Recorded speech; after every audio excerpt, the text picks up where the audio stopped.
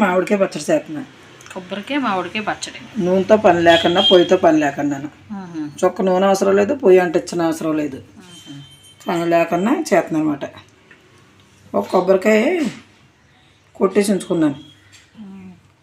ఇదిగో 2 పెచ్చులు అన్నమాట. ఒక కొబ్బరికాయకి 2 పెచ్చులు వస్తాయి కదా. ఇది కోరుకోవాలి. మామిడికాయ ఏమో చెక్కేసుకొని కోసుకోవాలి ముక్కలు. రోట్లో చేస్తారన్నమాట. రోట్లో దంచుకుంటే బాగుంటుంది పచ్చడి టేస్ట్.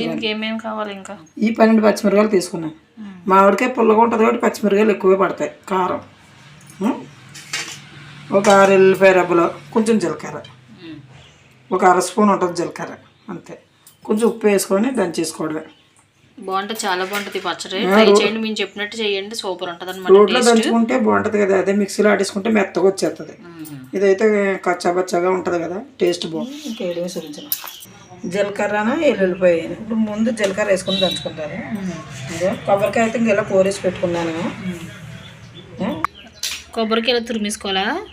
మామిడికాయ ఇంకెలా ముక్కలు కోసి ఉంచుకున్నాను. చిన్న చిన్న ముక్కలు కోసుకున్నావా? ఓకే. ఇప్పుడు రోట్లో వేసుకొని కుమ్ముకోవడం. ఇది జీలకర్ర వేసింది.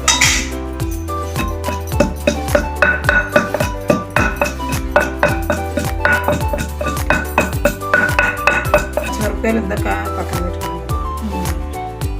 పచ్చిమిరపకాయలు వేస్తున్నాను. 12 పచ్చిమిరపకాయలు పట్టింది. మామిడికాయ పుల్లగొట్టదు కానీ పచ్చిమిరపకాయలు ఎక్కువ పడతాయి.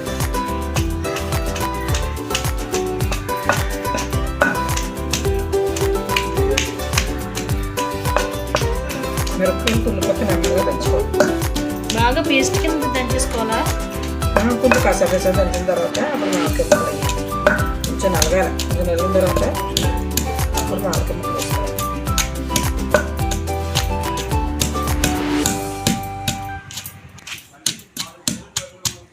కొంచెం నలిగింది కదా, ఈసారి ఎల్లుల్లిపాయలు వేసుకుంటారు.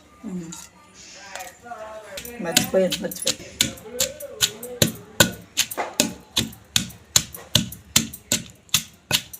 ఈసారి మామిడికాయ ముక్కలు వేసుకుందారు. మామిడికాయ ముక్కలు వేసుకోవాలా?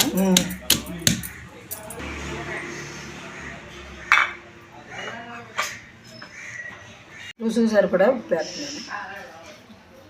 సరిపోతే అప్పుడు మళ్ళీ వేసుకుంటారు. మామిడికాయ పుల్లగా ఉంటే పచ్చిమిరకాయలు ఎక్కువే పడతాయి. పచ్చిమిరకాయలు ఉప్పు కూడా పడుతుంది, పుల్లగా ఉంటుంది కదా.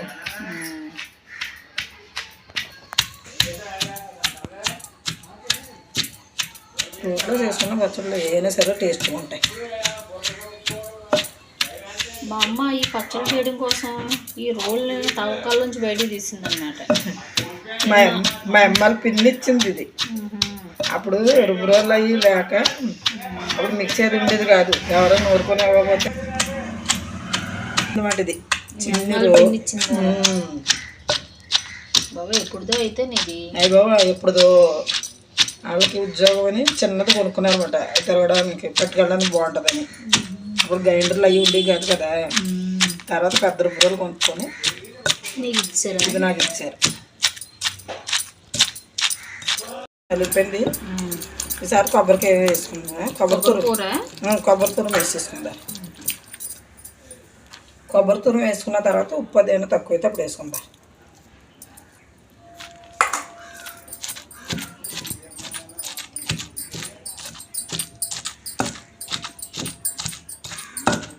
ఇలా రోట్లో చేసుకునేది టేస్ట్ వేరుగా ఉంటుంది.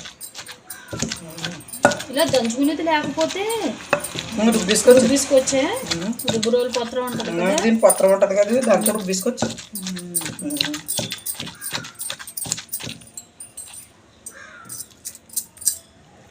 అన్నది కూడా వేస్తాను.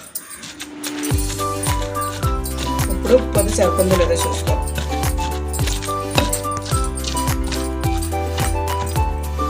నలిపింది ఈసారి తీసేసుకుందాం. ఉప్పు పులుపు కారం అన్నీ సరిపోయినాయి. దంచుకుంటే అది మిక్సీలో రాదు, మెత్తగా వచ్చేది.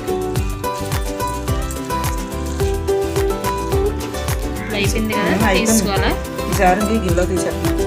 ఇగో బండతో ఊర్చేసాను కదా. వేడి వేడి అన్నంలో కొబ్బరి పచ్చడి వేసుకొని తింటే చాలా బాగుంటుంది.